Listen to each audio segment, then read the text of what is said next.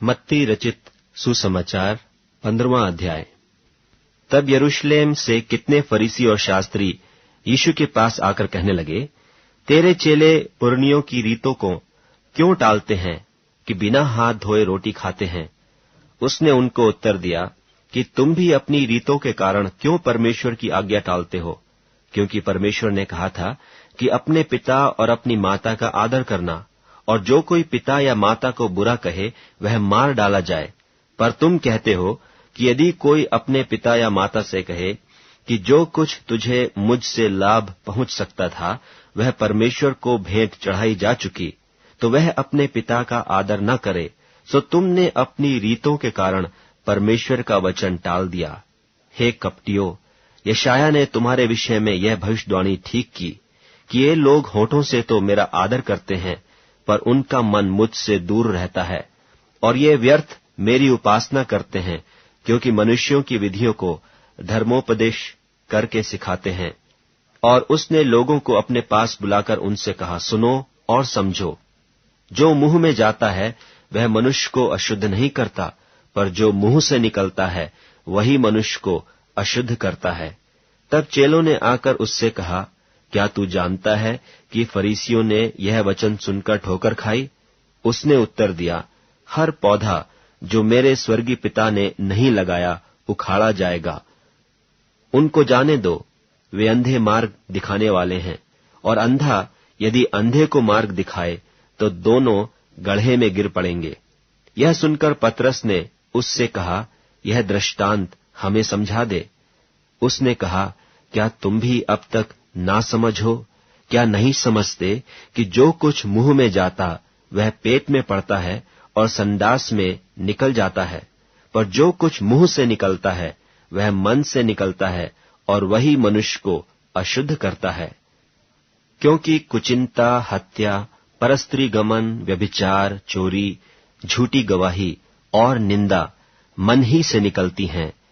यही हैं जो मनुष्य को अशुद्ध करती हैं, परंतु हाथ बिना धोए भोजन करना मनुष्य को अशुद्ध नहीं करता। यीशु वहां से निकलकर सूर और सैदा के देशों की ओर चला गया, और देखो, उस देश से एक कनानी स्त्री निकली और चिल्लाकर कहने लगी, हे प्रभु, दाऊद के संतान, मुझ पर दया कर, मेरी बेटी को दुष्टात्मा बहुत सता रहा है।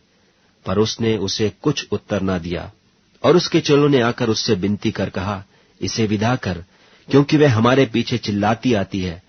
उसने उत्तर दिया कि इस्राएल के घराने की खोई हुई भेड़ों को छोड़ मैं किसी के पास नहीं भेजा गया।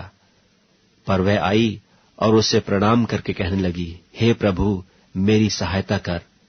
उसने उत्तर दिया कि लड़कों की रोटी लेकर कुत्तों के आगे डालना अच्छा नहीं।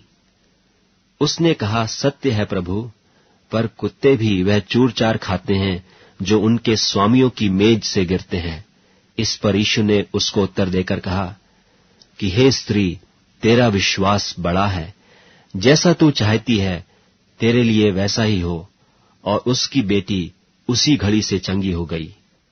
यीशु वहां से चलकर गलील की झील के पास आया और पहाड़ पर चढ़कर वहां बैठ गया। और भीड़ पर भीड़ लंगड़ों, अंधों, गूंगों, टुंडों और बहुत औरों को लेकर उसके पास आए, और उन्हें उसके पांवों पर डाल दिया, और उसने उन्हें चंगा किया।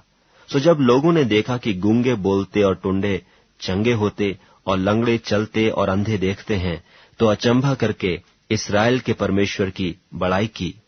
यीशु ने अपने चेलों को बुलाकर कहा, मुझे इस भीड़ पर तरस आता है, क्योंकि वे 3 दिन से मेरे साथ हैं और उनके पास कुछ खाने को नहीं, और मैं उन्हें भूखा विदा करना नहीं चाहता, कहीं ऐसा न हो कि मार्ग में थक कर रह जाएं।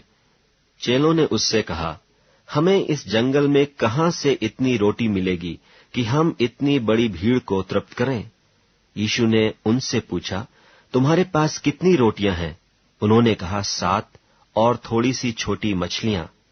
तब उसने लोगों को भूमि पर बैठने की आज्ञा दी, और उन 7 रोटियों और मछलियों को ले धन्यवाद करके तोड़ा और अपने चेलों को देता गया, और चेले लोगों को। सो सब खाकर तृप्त हो गए, और बचे हुए टुकड़ों से भरे हुए 7 टोकरे उठाए। और खाने वाले स्त्रियों और बालकों को छोड़ 4000 पुरुष थे। तब वह भीड़ को विदा करके नाव पर चढ़ गया और मगदन देश के सिवानों में आया।